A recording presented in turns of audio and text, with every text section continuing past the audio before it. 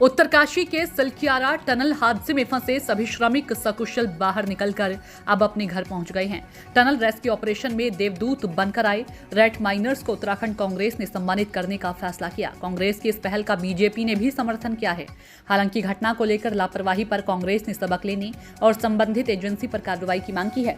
उत्तराखंड कांग्रेस के प्रदेश अध्यक्ष करण माहरा और पूर्व मुख्यमंत्री हरीश रावत ने ऐसी घटनाओं से सबक लेने की भी बात कही है। 41 जिंदगियों को बचाने वाले रैट माइनर्स को उत्तराखंड के कांग्रेस विधायक अपनी 1 माह का वेतन और कांग्रेस के वरिष्ठ नेता अपनी निजी निधि से रैट प्रोत्साहन राशि देंगे।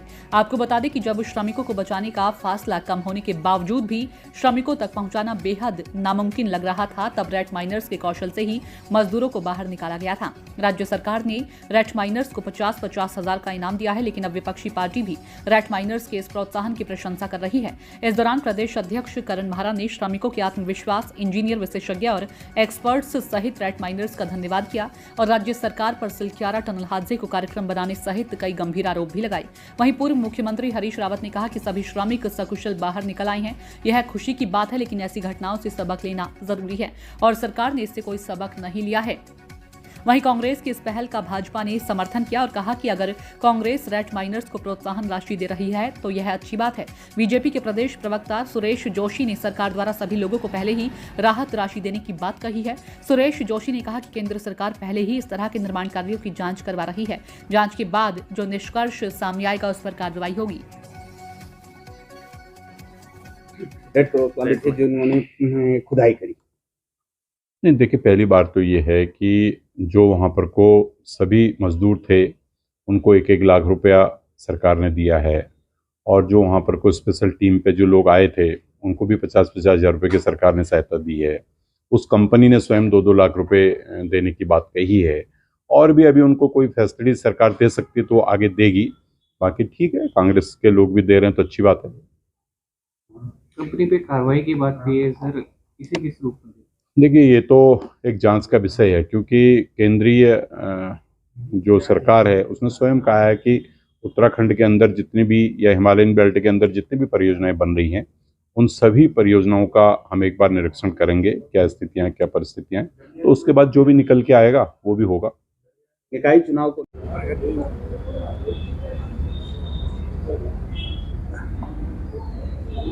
देखिए, अंत भला सो भला।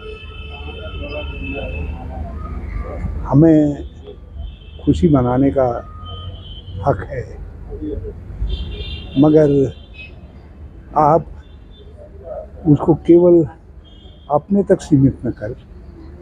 सारा राज्य खुश था,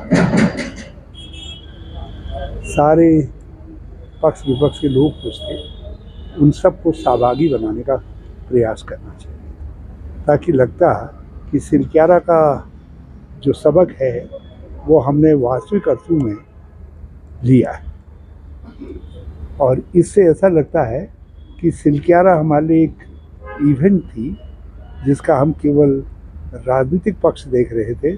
हमने जो सिलकियारा के और सबक है उनको सीखने का प्रयास नहीं किया। राष्ट्रीय नेतृत्व ने और आदरणीय देवेंद्र यादव जी जो हमारे प्रभारी हैं उन्होंने निर्देशित भी किया और हम लोगों से राय ली, जिसमें तय किया गया कि विधायकगण अपने 1 महीने की सैलरी और जो पूर्व विधायकगण हैं और हमारे वरिष्ठ नेता हैं वो कुछ धनराशि उपलब्ध कराएंगे और जिससे जो मूसक जो श्रमिक हैं उन लोगों को सम्मानित किया जाएगा, क्योंकि बहुत ज़रूरी था कि वरुण अधिकारी नाम का जो नवयुवक था जिसने ये राय दी और जिस पर ये काम हुआ उसको भी सम्मानित किया जाए, उसका नाम लोगों तक पहुँचे।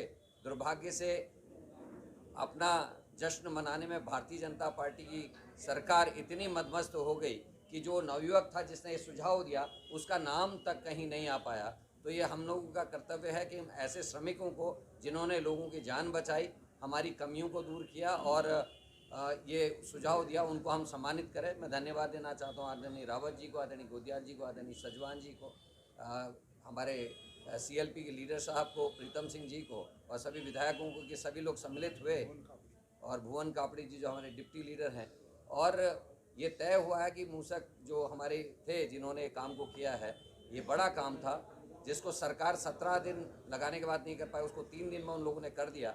तो ऐसे लोगों को हम सम्मानित करें और अपना ऋण चुकाएं, उनके प्रति अपनी कृतज्ञता को व्यक्त करें कि आपने हमारे राज्य के नाम को बचाया है, क्योंकि अन्य राज्यों के वहाँ वर्कर्स काम कर रहे थे, उसमें कई स्टेट्स के लोग काम कर रहे थे, उनकी जान बची, जिससे उन स्टेट्स में भी उत्तराखंड का नाम रोशन हुआ या बचा है, और बेइज्जती जो होने से उससे हम बच गए हैं।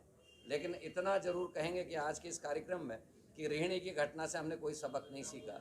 हमने पर्यावरणविदों की भविष्यवाणियों की अनदेखी की, हमने बड़े लेखकों के लेख में जो किताबों में उन्होंने उल्लेख किया उसका हमने अनदेखी की, हमने भूगर्भीय शास्त्रियों के दिए गए सुझावों की अनदेखी की, और सुरक्षा के जो इंतजामात होने चाहिए थे वो इन टनल्स में नहीं थे। वो हमको सबक लेना चाहिए, सीखना चाहिए, और पर्यावरण के साथ हमको संतुलन बनाने की बात जो आदरणीय रावत जी ने कही वो बिल्कुल होनी चाहिए।